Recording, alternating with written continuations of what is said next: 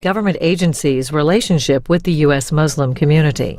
Officials from the Justice and Homeland Security Departments and the White House discuss civil rights law enforcement, international development projects, and other issues affecting Muslims in the United States and abroad. Hosted by the Islamic Society of North America, this is a little over an hour. This afternoon for our most distinguished panel and guests who are here from the various agencies in the United States government. For over 46 years, the Islamic Society of North America has continued to represent the Muslims at a national level in helping to try to coordinate various programs, platforms of dialogue within our community, within various governmental agencies in our community, with other faith communities. And we've tried to facilitate this through various forums, conferences, and programs throughout the United States. This weekend, we are celebrating our 46th year of operation with our 46th annual convention, the largest gathering of Muslims in North America. And we are honored to be here in Washington, D.C. this year on a most important occasion, that of the July 4th weekend. Happy 4th of July to all here. The theme of this conference, considering where we are in the weekend in which we are having our convention, is life, liberty, and the pursuit of happiness. Words spoken in our Declaration of Independence signed on this day, which is something that we as Americans have continued to seek, as Muslims and as human beings throughout the world continue to seek. The promise of a better life, the promise of freedom, and the promise of being able to pursue happiness in one's goals and to achieve that within their lifetime. Human rights that oftentimes are not respected or honored throughout the world today.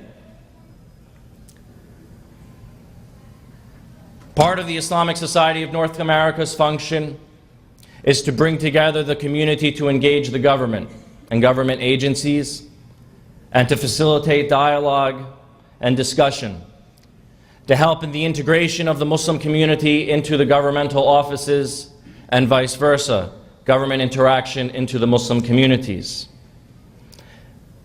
Islamic Society of North America is extremely concerned and has an interest in promoting greater public service of the Muslim community in the greater society, civil service. And so to that end, for many years now, for nearly a decade or so, we have continued to invite various government agencies to our conferences to allow them to interact and meet with our community and to give our community an opportunity to get their questions and concerns addressed about how to further bridge the relationship between our community and the government.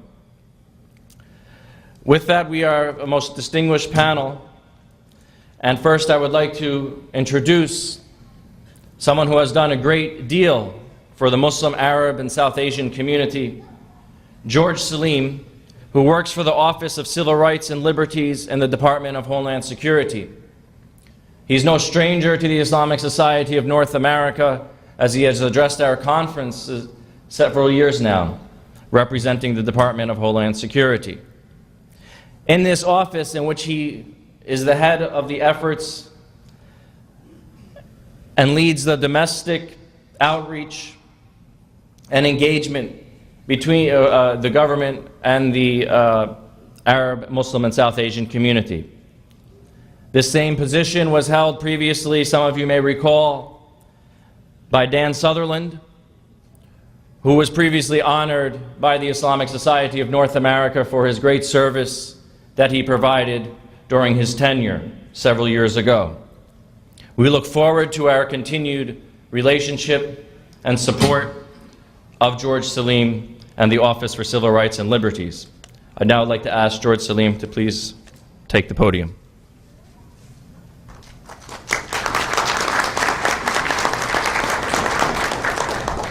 Thank you very much, Sami. It's an honor to be here today. Good afternoon to everyone. I see a lot of beautiful smiling faces in the crowd today, here in the room to talk about public service, engage with the federal government, and it's a beautiful thing to see. Thank you all for coming today. One minor correction. While I'm a big guy, I'm 6'4", my shoes are not big enough to fill those of Dan Sutherland, who previously had held the title of Officer for Civil Rights and Civil Liberties. I am one of the policy advisors in that office. Dan was the former head of our office, and underneath his leadership, we led a great deal of efforts within the interagency on outreach and engagement efforts with the Muslim, Arab, and South Asian communities.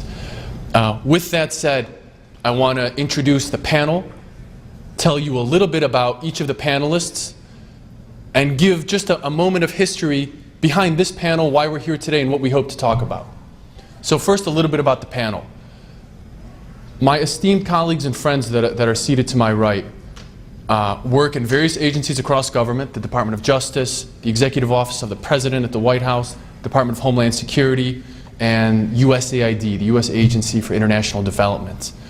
A key theme of these people who really were hand-selected for this panel is not just community service, not just public service, not just civic participation. What you have here is a group of people that really represent a broad range of communities, interests, and all have the spirit of advocacy within them. These people have made a career out of public service, out of representing their communities and listening to the needs and concerns of all communities.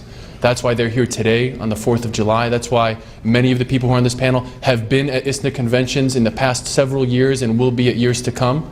And we're very proud and honored to have them here today. Public service is an ongoing theme in Washington. It's a phrase that's been in a number of speeches, in a number of discussions, in a number of congressional hearings. And public service is really at the essence of 4th of July weekend. It's at the essence, as Sami said, of some of the core values of ISNA, and one of the things that we want to talk about and describe a little bit more for you today. I'll use that segue to give you a brief introduction of who we have. We're going to start with Lema Bashir to my right. Lema is a trial attorney in the U.S. Department of Justice. Specifically, she's within the voting section, which is part of the Civil Rights Division. We're going to start with Lema and move on down to the right.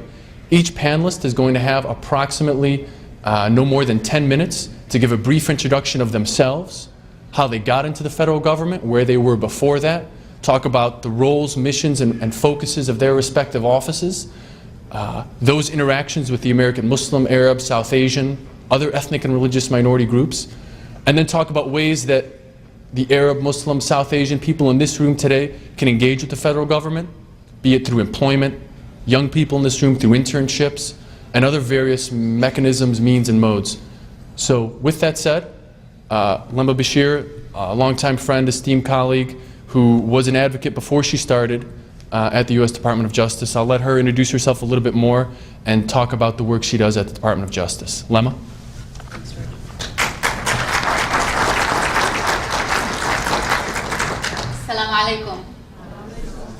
Good morning, everybody. I'm very happy to be here. My name is Lema Bashir, as George said. I am an Arab American, and I'm a Muslim, and I'm also a trial attorney with the Department of Justice in the Civil Rights Division. I'm very happy to be here today.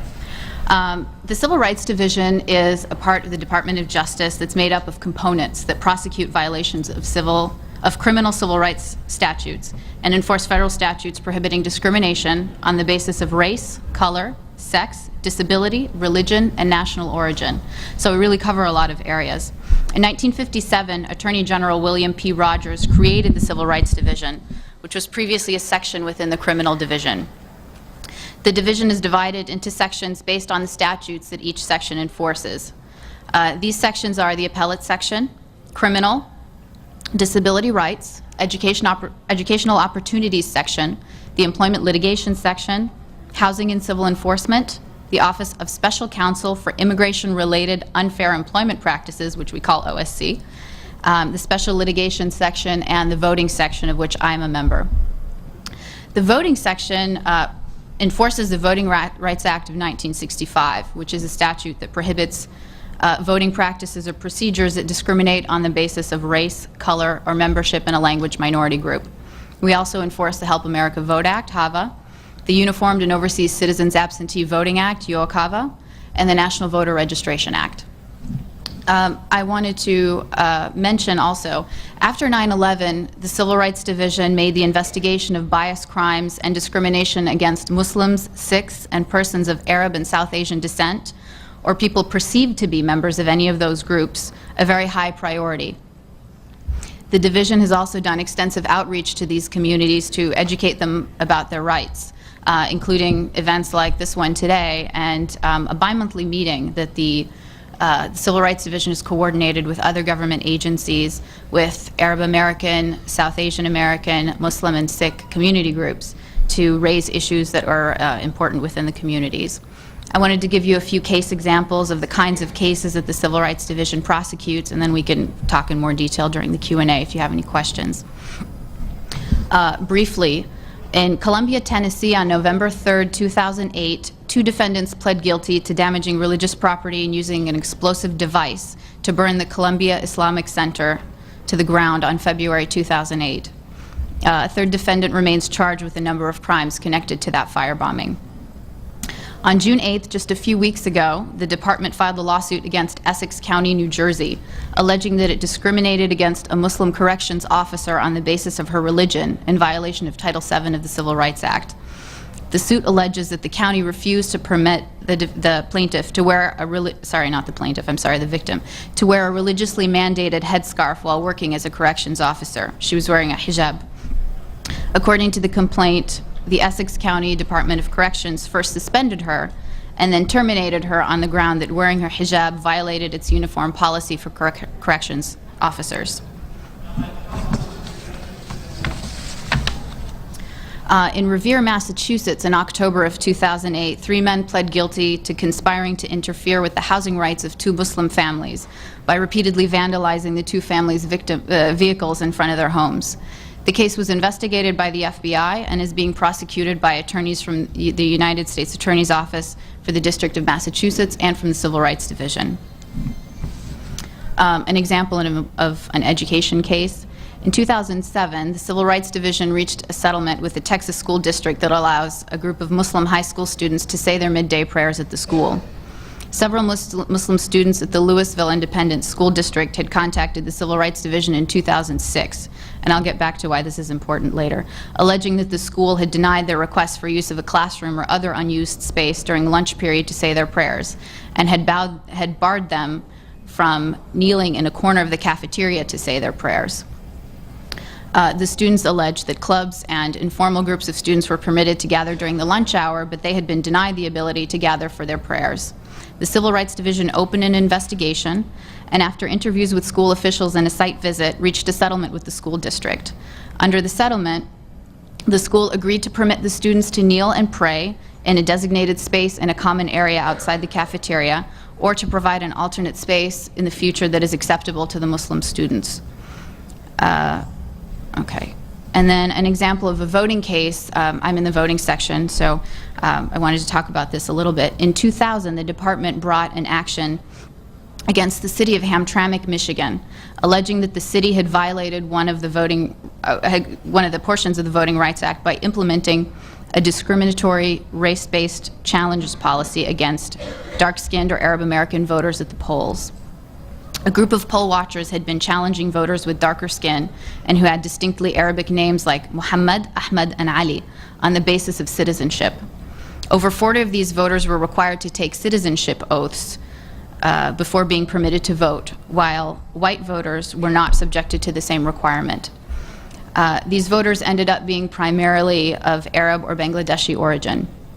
On August 7th, 2000, the court approved a consent order and decree which required the city to train election officials and poll workers on the proper application of federal and state laws, including non-discriminatory challenge procedures, and to appoint Arabic and Bengali-speaking election inspectors, and certified the city for the assignment of federal observers through December of 2003. that's an overview of the kinds of cases that the Civil Rights Division brings.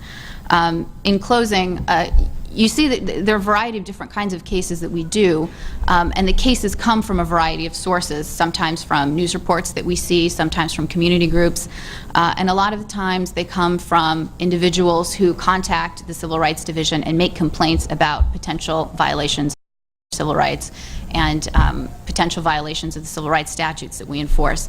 So I really encourage you all, we have a booth in the bazaar and we've got a lot of materials there. I encourage you to stop by, get some information, get our website has contact information, telephone numbers. It's important for members of the community to bring matters to our attention when they think that something is wrong that needs addressing. We can't bring the cases if we don't know about them. So I encourage you all to do that, and thank you very much.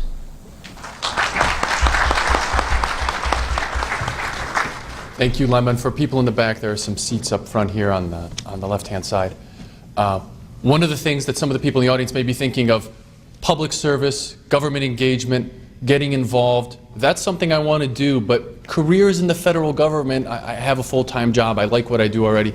Working for the federal government may not be something that I necessarily want to do now. How else can I get involved?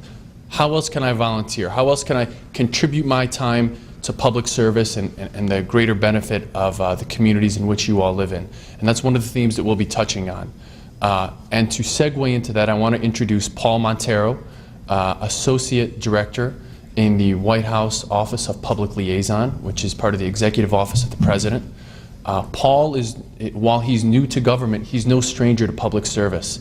And in his career choice and in his education, which I'm sure he'll give you a few moments on, it's clear that Paul is one of the people that are in government that has clearly made a choice that working to empower his community is a top priority in his life.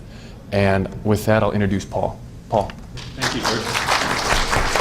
Thank you. Assalamu alaikum. Again, my name is Paul Monteiro, and when I meet new friends, I always say the same line, but don't worry, I'm not 15, because I think people get concerned when they see me and think that I just graduated from high school. I'm an associate director in the White House Office of Public Engagement. About a month ago, we changed the name of our office. We were formerly the Office of Public Liaison, and we changed the name in large part because of some of the faces I'm getting right now. It's like, what does that mean? What does Public Liaison do?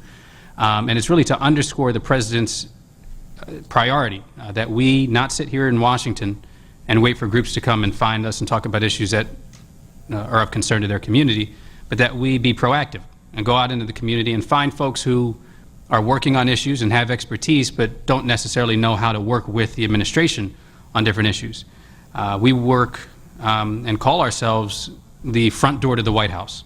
When groups, everyone besides elected officials, when they want to work on policy issues, it's our responsibility to plug them in, to help you find your issues home. What part of the government, which agency, which person in the Executive Office of the President is working on issues that you're concerned about. And that's a function that we're eager to do. My boss is Valerie Jarrett. She's a longtime friend of the President and Mrs. Obama. She was actually Mrs. Obama's boss in Chicago in the 80s. And she's currently a senior advisor to the President and the head of the Office of Public Engagement.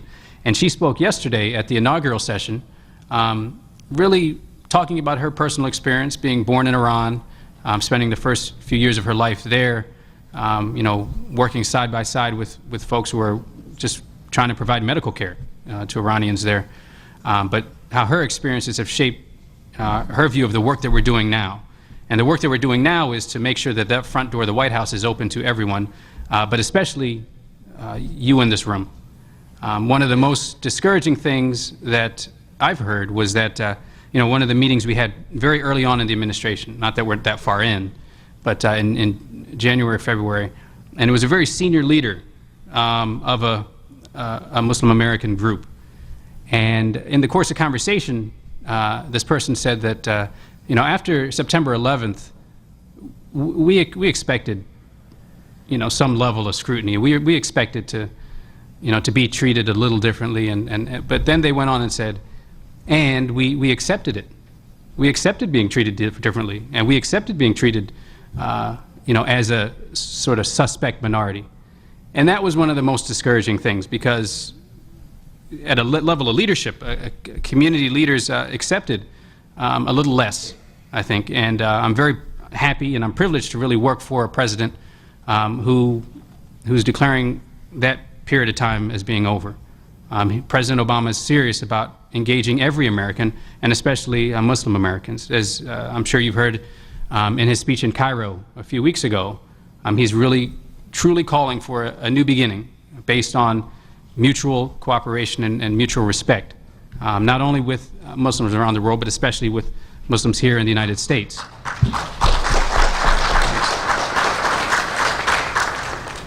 And as Valerie was talking yesterday at the inaugural session, she really spoke of the need to stop engaging the Muslim community on traditional Muslim issues. And civil liberties are very important, and that's something that we're going to continue to work on. And the issue of charitable giving and religious giving, that's definitely an issue we need to talk about and continue to talk about. And issues of how are we getting hassled at the airports, or all sorts of profiling. Those are issues we're going to continue to work on. But we need to talk about engaging the Muslim community on American issues. Issues like healthcare, issues like education, issues like strengthening families and communities. And in the first 6 months, I think we've had some success in engaging different leaders on everything from fatherhood and strengthening families, to tobacco regulation, to education and immigration. And we are not set up to continue to engage on Muslim issues as if there are only two: civil liberties and travel complications and things of that nature.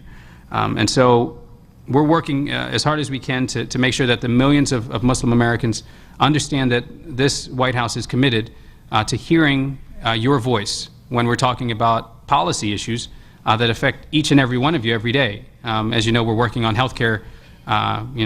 We've been working on it for a few weeks, and that's going to continue as we go forward this summer.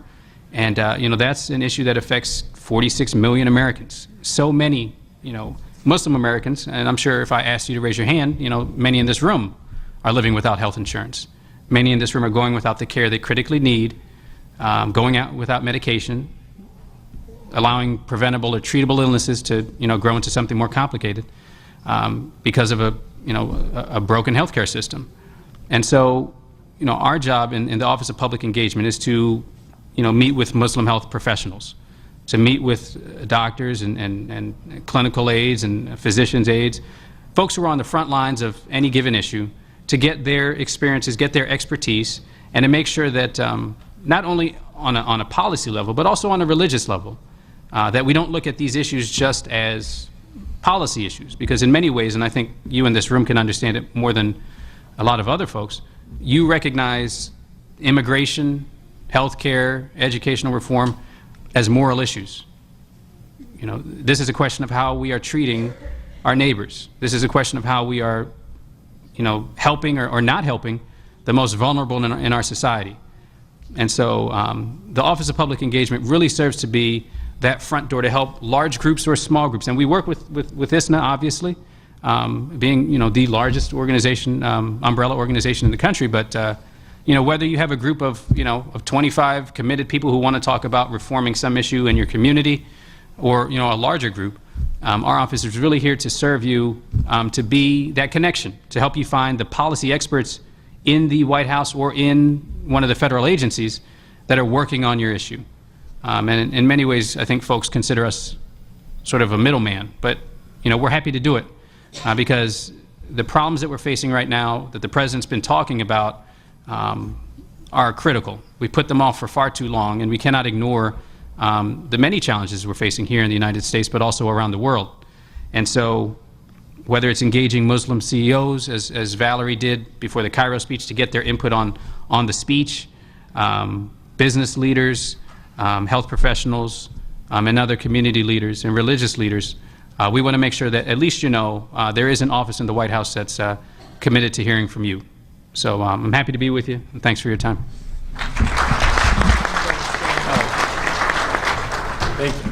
Thank you, Paul, for those remarks. As Sami briefly introduced me, My name is George Selim again. I work in the Office for Civil Rights and Civil Liberties at the Department of Homeland Security.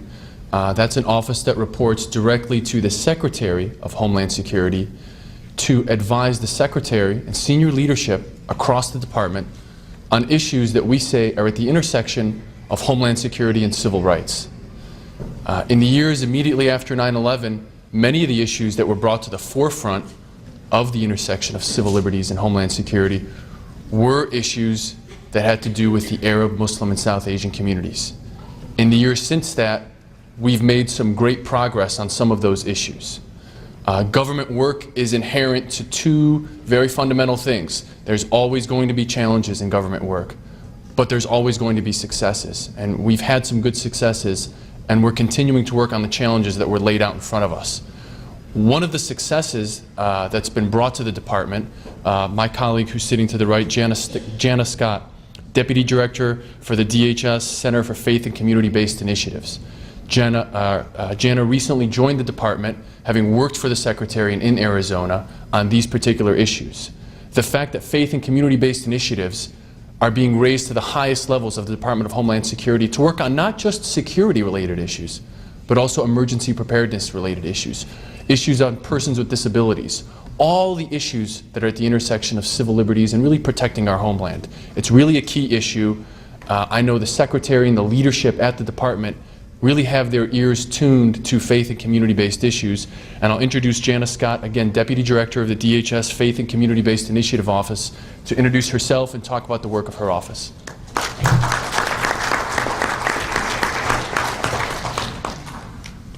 Thank you, George. I'd like to, on behalf of Secretary Napolitano, Administrator Fugate, and my Director David Myers, greet you with a greeting of peace. Assalamu alaikum. I am the Deputy Director of the DHS Center for Faith-Based and Community Initiatives, and I want to say to the ISNA leadership that we are so grateful for the opportunity to be here and to reach out to people of faith from all sectors of life to talk about how we can engage with you through the Department of Homeland Security. President Obama, in his July 1st speech as then candidate Obama in Zanesville, Ohio, spoke about the importance of faith, and he kept his campaign commitment by continuing the Centers for Faith-Based and Community Initiatives, not only in the White House, but also in 12 federal agencies. There are centers like ours in Homeland Security, Department of Justice, Commerce, USAID, Education, Corporation for National Service, Health and Human Services, HUD, Labor, Veterans Affairs, Small Business Administration, and the U.S. Department of Agriculture. If you think about it, that covers quite a bit of government. And so people of faith have doors in all of those agencies, plus through the White House to all the other agencies, to be able to speak into how we govern the affairs of man in this country. I really encourage you to take the opportunity to do that. And if any of you are interested in any of the agencies, you can ask me about it. As George stated, I was with then Governor Napolitano as her policy advisor on faith and community initiatives at the state of Arizona, and I was able to work with all 12 of those agencies. There are a lot of programs, policies, and services that affect your communities, and we need to hear from you so that we make sure that we're governing most appropriately.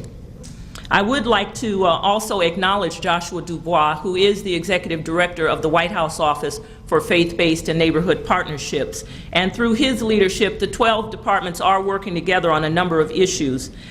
Within the White House and the corporation, they've headed up an effort that the First Lady kicked off on June 22nd, along with at least 5 of the secretaries across the country. How many of you heard about United We Serve? Anybody in the room? I noticed they have a booth in the registration area. We're grateful for that. United We Serve is the President's initiative to engage people of faith and goodwill in volunteerism across the country. During this summer of service, 81 days from June 22nd through September 11th, we will be promoting interfaith service projects, voluntary opportunities, and we want to highlight those opportunities and projects on a government website called serve.gov. On September 11th, which will be the National Day of Prayer and Remembrance, that service and remembrance, some of those projects will be highlighted. So we really want to encourage interfaith cooperation around service this summer, and in DHS, we certainly want to do it as a lifetime commitment. Some of the areas that within DHS we work on, as George stated, primarily we are responsible for the emergency preparedness, response, and recovery. How many of you know that disasters do not discriminate? It is our role to ensure that the prevention, the preparation, and the response to disasters also do not discriminate. We learned a lot of lessons in Katrina and Rita, and we are vigorously implementing those lessons now. We have areas that we want to work with the Muslim community on as we work with other faith communities on. Those include spiritual care for people who are victims of disaster, mass care and shelter, case management, long-term recovery, donations management, communications, and volunteer coordination. We have people from various communities that work with us on that, and this is an open opportunity if you're interested in ensuring that you and your family, first of all, are prepared, then that your neighbors who need you would get help in a disaster if needed, and that also your communities can be prepared. A second issue we work on is outreach to key stakeholders for input on a variety of policy issues. And the Secretary has asked us to begin to do some roundtables out of the DHS Center for Faith-Based and Community Initiatives around the country, specific to faith leaders who want to engage in any aspects of DHS's work. Our first one will be August 3rd in San Francisco. We're working with Region 9, and from feedback that we've received from people in that region, we will be focusing on emergency preparedness, H1N1 preparedness, as well as some other issues. If you're here from San Francisco or that area, can you raise your hand? Great. I'd like to certainly get your information after the session so that we can get you on our email distribution list for that session. In addition, one of the most important jobs that we do in the center is translating governmentese to the language of faith and the language of faith to governmentese.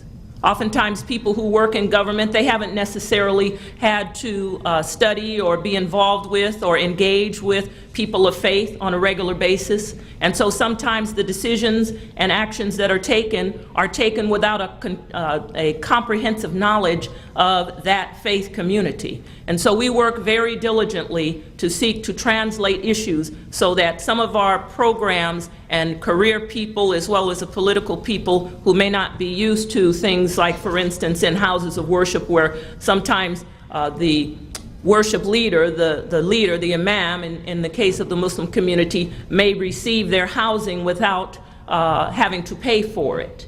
And if you're in another country trying to get into the United States and you don't own a home, of course that poses an issue on immigration. And so there are various ways that we're seeking to work with our various components so that they understand faith communities better and so that faith communities understand the inner workings of government better. Finally, I want to acknowledge the President's 4 priorities on faith and community initiatives. He's appointed a 25-member council, and we do have someone from the Muslim community on that council. She's actually going to be speaking on the program. But his 4 priorities are economic recovery and poverty reduction.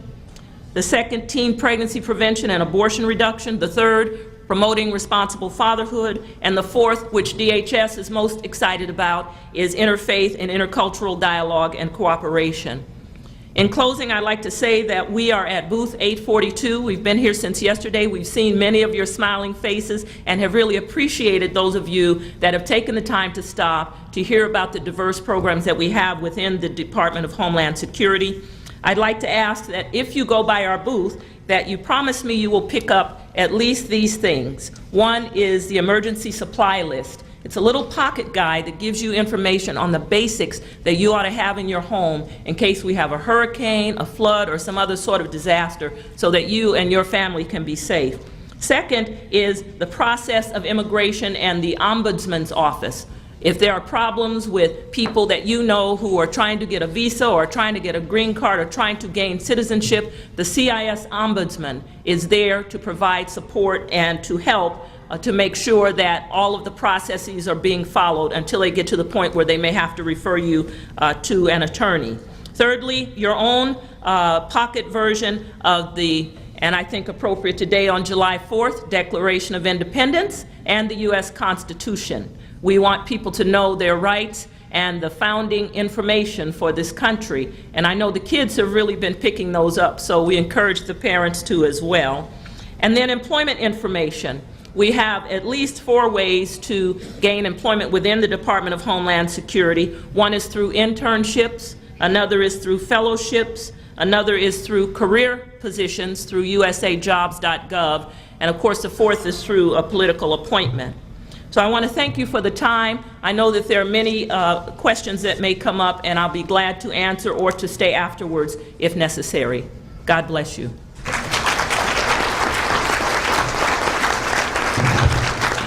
Thank you, Jannah. I don't know about people in the audience. I feel smarter after having listened to her speak, and inspired. So thank you very much for that impassioned talk. The theme that we have going here at the panel is Lema Bashir from the Justice Department talking about the enforcement of civil rights laws and the protection of ethnic and religious minority groups across the country. Paul then followed up with talking about the open door policy at the White House and the initiatives that this administration is taking. Jannah talking about DHS, specifically faith and community-based initiatives across the country, and how faith and community-based initiatives, councils, and policy response is really a key part of the direction that government is heading. Our last panelist now, and then we'll open it up to questions, and we'll leave hopefully plenty of time for questions, which is really, I think, the focus of this panel and the reason that many of you all are in the room. David Dawood Hunsicker from the U.S. Agency of International Development, also known as USAID.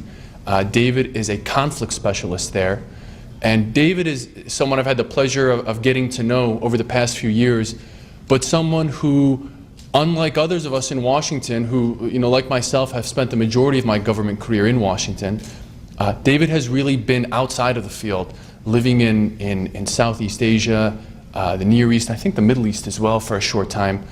He's really lived and traveled all over the world, representing the U.S. government, helping on a number of different aid and development initiatives, and really one of the people who, when they're in Washington, brings a sound voice to policy and programs, having a tremendous amount of experience in the field. With that, I want to turn it over to David Dawood Hunsicker. Ask you to come to the podium if you would, please. Thank you.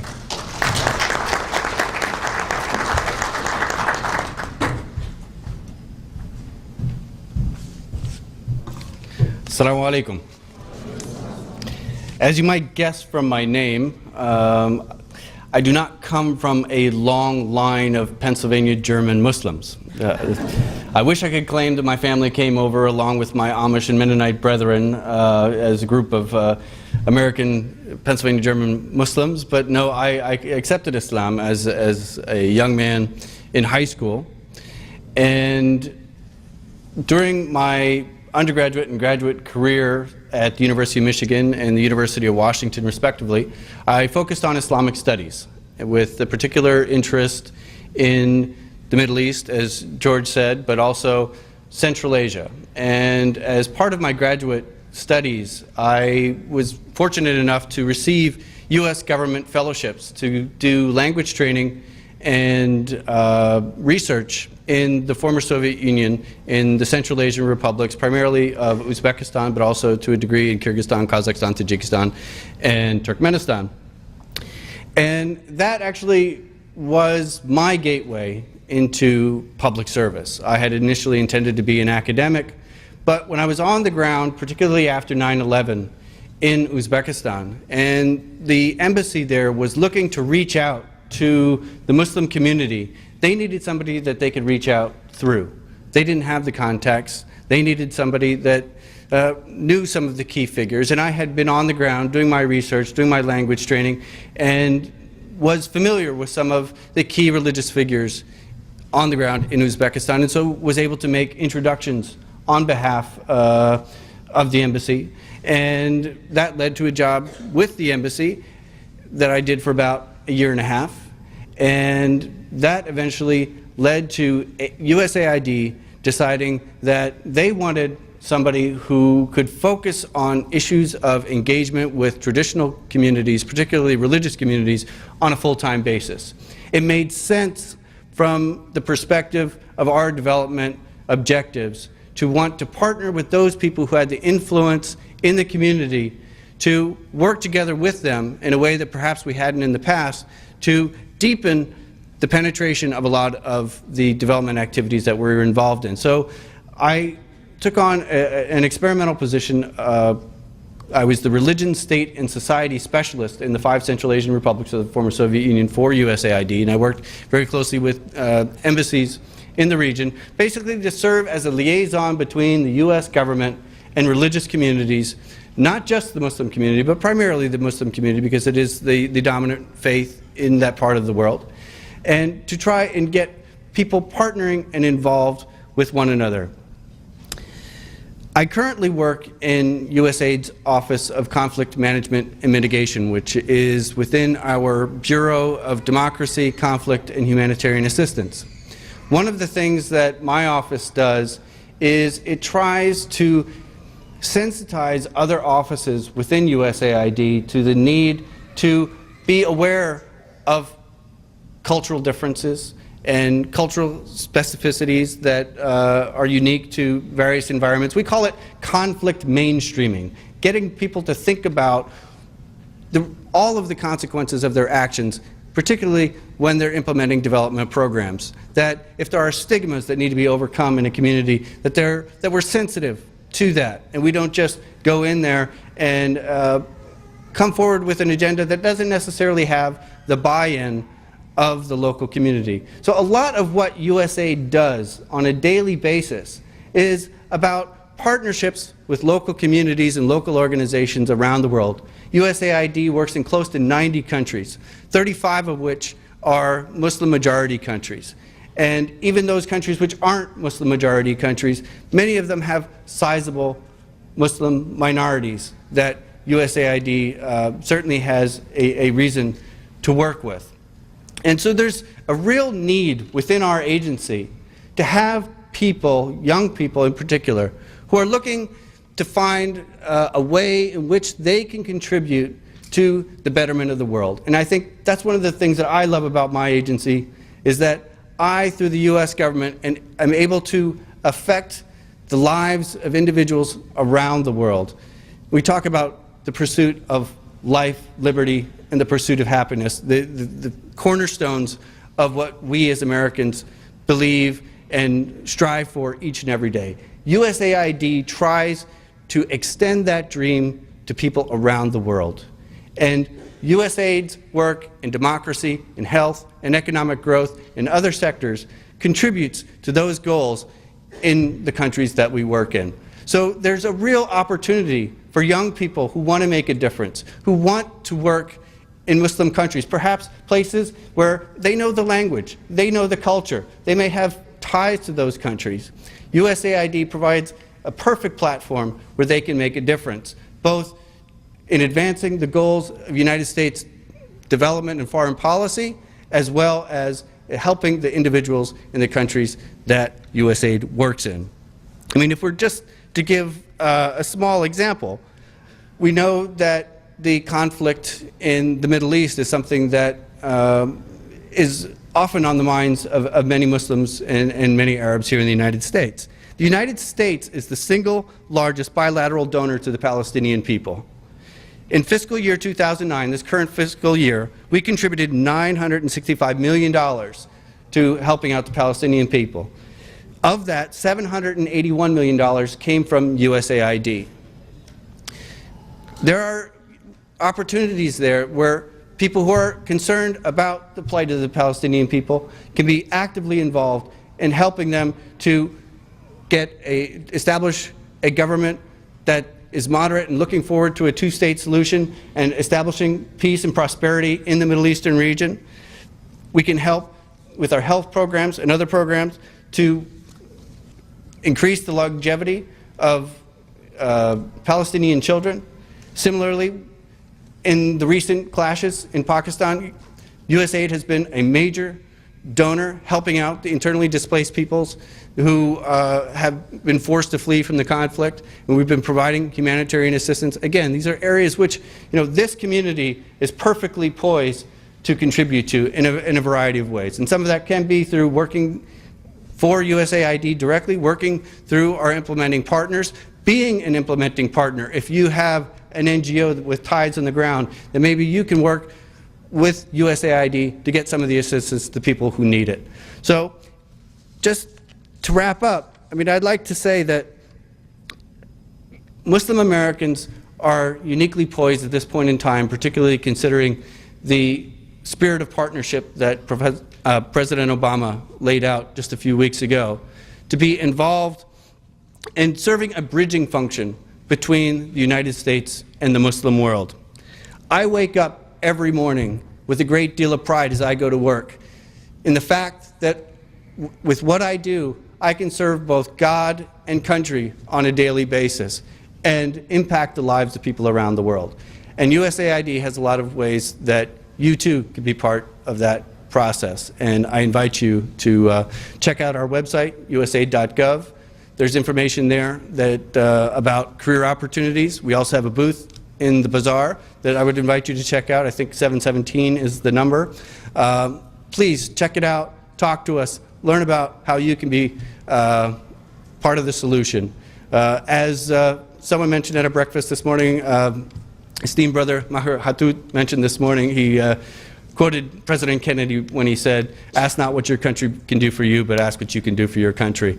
USAID's a great way that you can do something for your country, and not only for your country, but for people around the world. I welcome you to look into it. Thank you.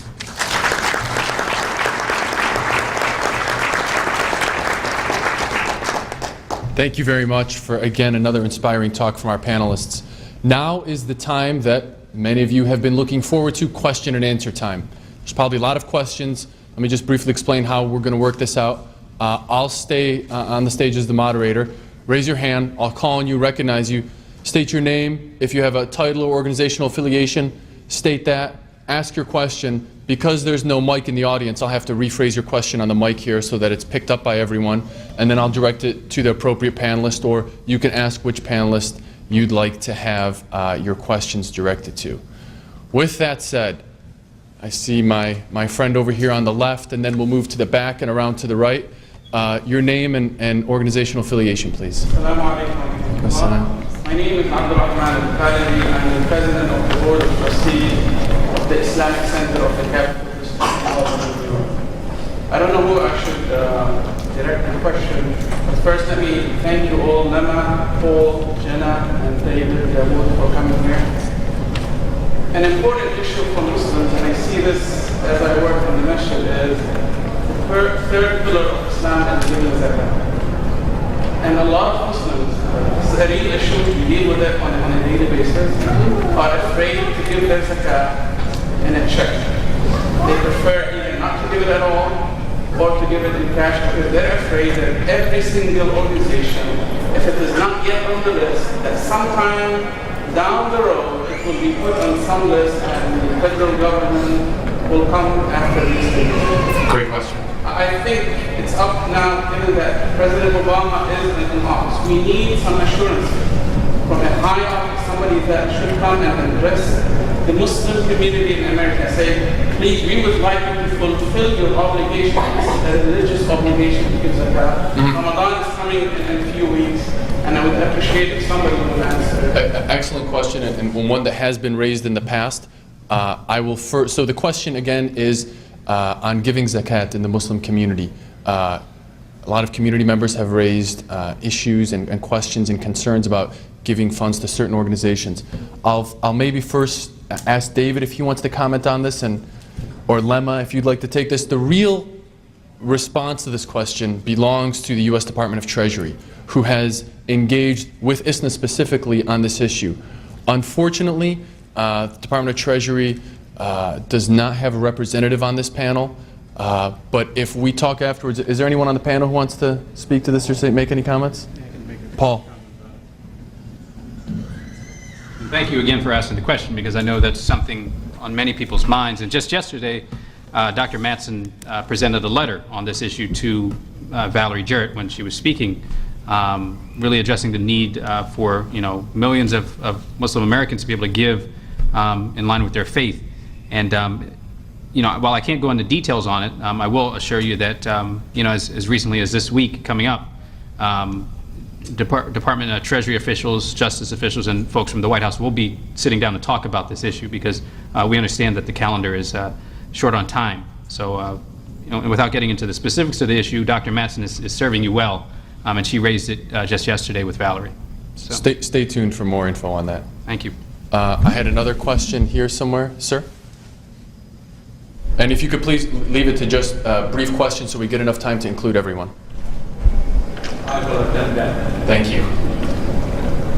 White House has been the beacon of light for framing the policies. Yes. There has been a change of regime recently, but official statements have been made of late that actually there isn't much of a change in the policy on behalf of the representatives of the Union. Now, as all the four respected members of the panel have referred to the White House, I would like to just remind about the basis that war of terror was called rather recently a crusade.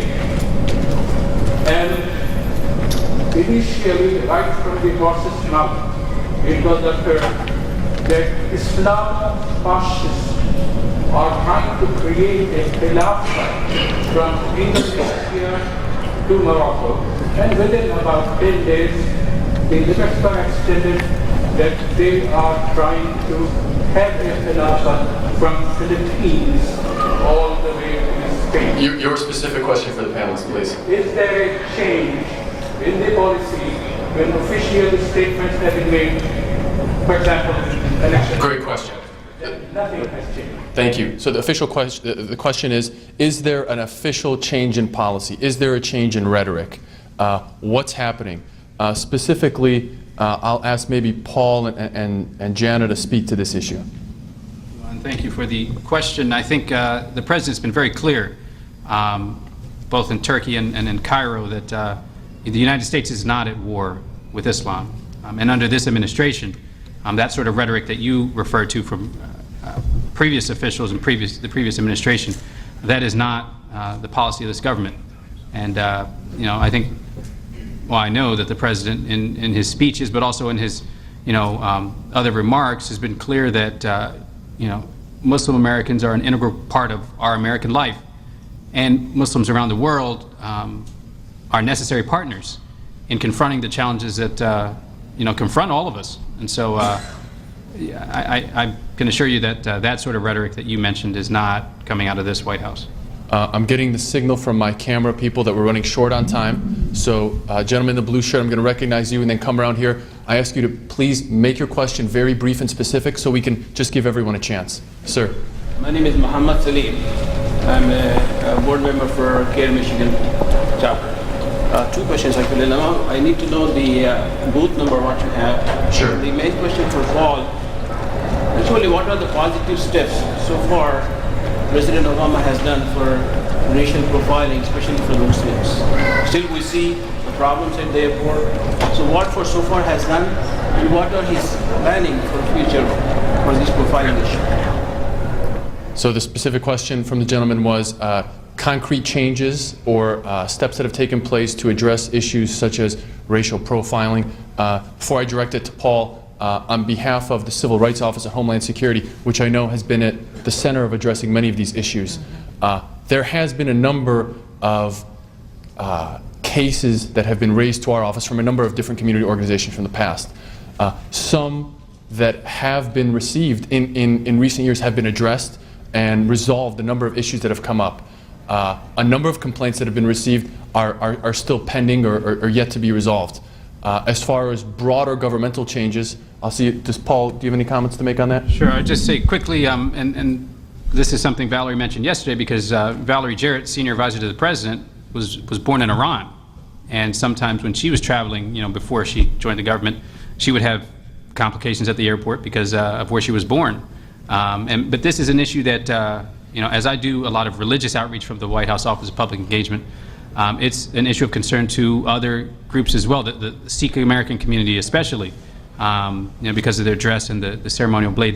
They deal with a lot of issues like that. So we've hosted several briefings at the White House with folks from consular services, from TSA, to talk through, what are the specific problems and how we can at least begin the process of working through solving them, so that we don't have the same problem over and over again. Yeah. Great. I'm going to take... On the booth. Yeah, for the booth number. Our booth number is? 842. 842, the Homeland Security booth. There are a number of different officials there from across the department. So hopefully all the material that Jannah mentioned will be there if you could take some of that, and hopefully we'll be there to answer any questions. And the DOJ booth is? 919. And the Department of Justice booth is 919. We're going to take a question here in the front. No, I'm sorry. We're going to take a question here in the front from the young man in the blue shirt, and then we're going to move in the back to the gentleman in the white shirt. I'm sorry. We'll get to you in just a second. My name is Peter. I'm a senior at University. I just have a quick question as far as getting involved in public service, especially in the federal government. Often, a lot of my friends apply for internships with many organizations which are represented. But they feel as though when you go to the USA Jobs website, you're putting your resume, putting your application in, you don't ever see it again. You're probably going to say you can get it in 6 months later. Yeah. So, how exactly did all of you get into public service? There seems to be some sort of barrier, especially in a lot of first and second generations Americans. They feel as though they're not necessarily connected as well as a lot of Great question. So the the question from the young man in the front, who's, you said, a senior at Wake Forest University, is how to get in the door of the federal government. The USA Jobs website, and I think all the federal employees here will agree, it's a complicated website. It's difficult to navigate. I'll open it up to the panel, and whoever wants to talk about navigating the federal hiring process. The one resource I can mention to you, one of the largest nonprofits in DC that has undertaken reforming and working on these initiatives is called the Partnership for Public Service. The website is literally called partnershipforpublicservice.org. They've got tutorials and lessons on there on how to use the USA Jobs website. In fact, I sit on one of their speakers bureaus that comes out to colleges and universities that gives actually tutorial lessons and talks about working for the federal government, how to navigate the process, what a policy advisor versus all the other titles on the USA Jobs website is. There's a ton of resources on there that are free for any college student-based group. Definitely check out that website, but I'll turn it over to the panel for navigating the USA Jobs website. I don't know that I can say anything specific about the website, and there are a lot of websites that are very similar that are, oftentimes not the most user-friendly websites that are out there. The best advice that I would provide for anybody who's seeking work with the federal government is obviously search out those internships, search out the fellowships. All of the agencies have various mechanisms that bring in young people who are finishing their undergraduate or graduate degrees to get a taste of working in the agencies. But at the same time, recognizing that maybe going directly into federal work isn't the best route to a federal career. That there are opportunities that you can seek in the nonprofit sector, for example, that will provide you with expertise and experience that will be directly relevant to your work later on in federal service. So don't necessarily think that going directly from your academic career into federal service is the best or actually the shortest way to get there. Oftentimes, going through a series of internships which may or may not be in federal service and then working through various organizations that have business with the federal government is a good way to get familiarized with the federal system. And there are many NGOs, as David mentioned. My first job in government was being an intern with the U.S. Department of Justice in the Office of Interpol, and I found an NGO that was helping place interns, one of the Washington-based ones that helps place interns throughout the federal government. The one thing I can definitely advise, and I think all my panelists would agree with me, if there is a specific office or a specific position you're interested in, seek out kind of career mentoring or advice from anyone in those positions.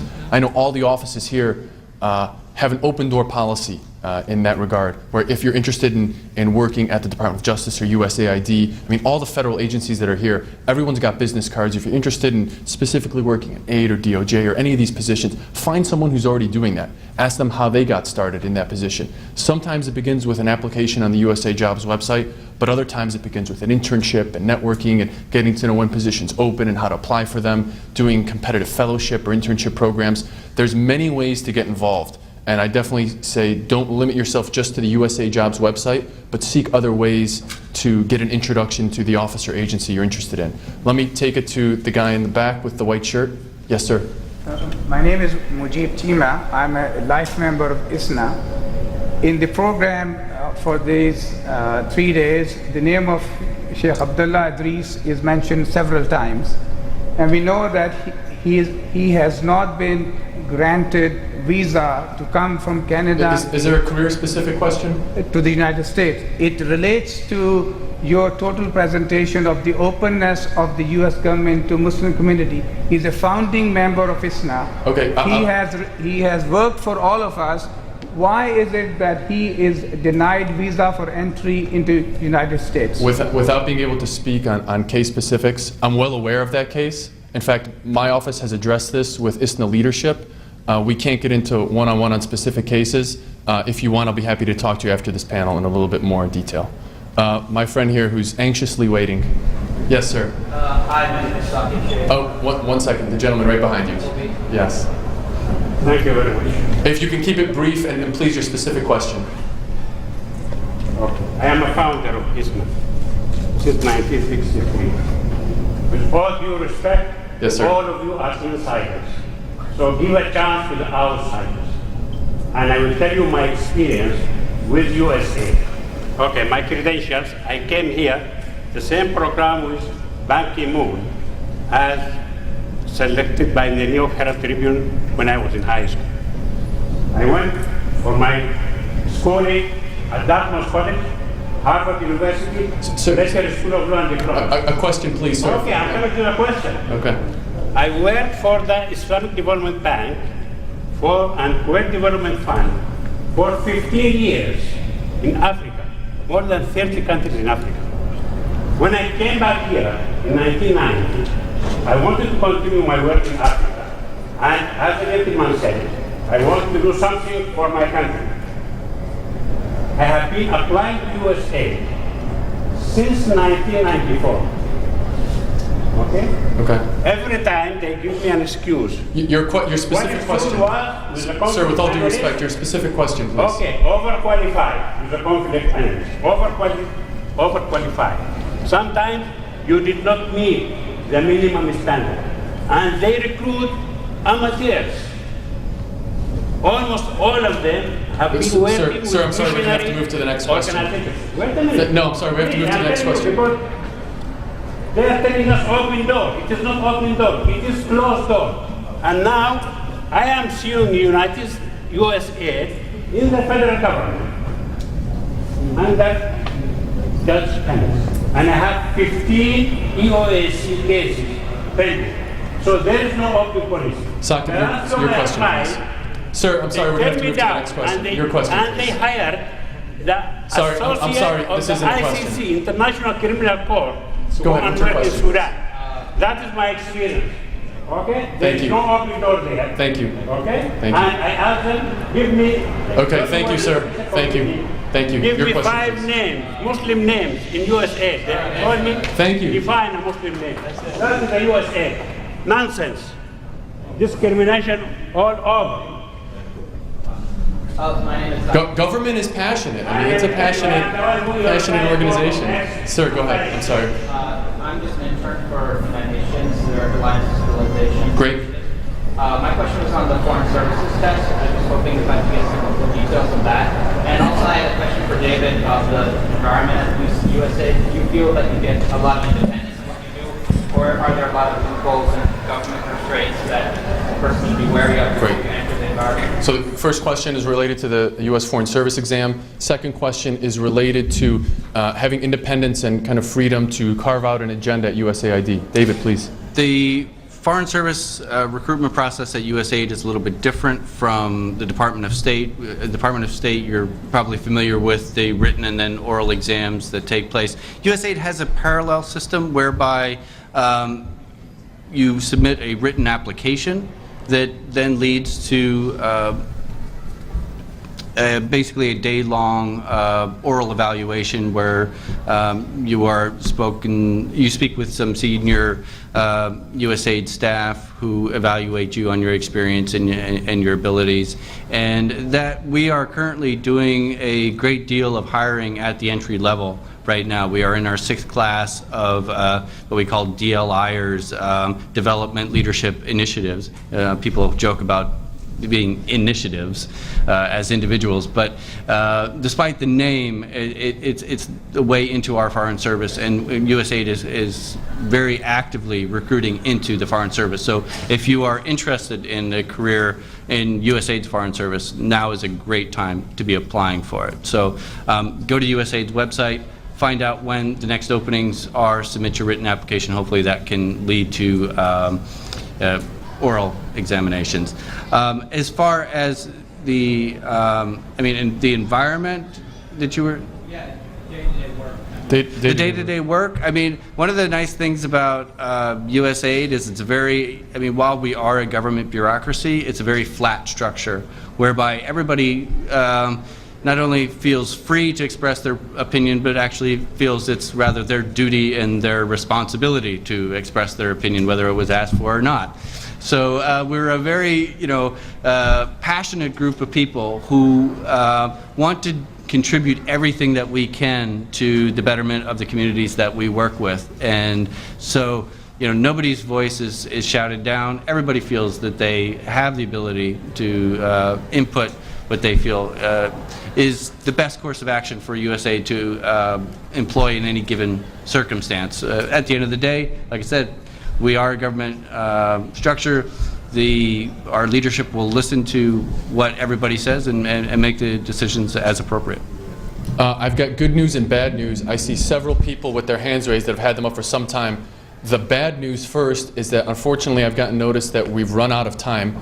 The good news is that all the panelists that are here have graciously offered to stay after, and myself included, we will answer all the questions you have. We'll be right at the front of the room. We've read off our booths numbers. Thank you. If we could have a round of applause for the panelists, please, before they get up. Thank you. Thank you for coming today. Thank you again, George Selim, and Department of Homeland Security, the White House, Justice Department, and USAID. We thank everybody for participating this weekend at the ISNA 46th Annual Convention. Thank you.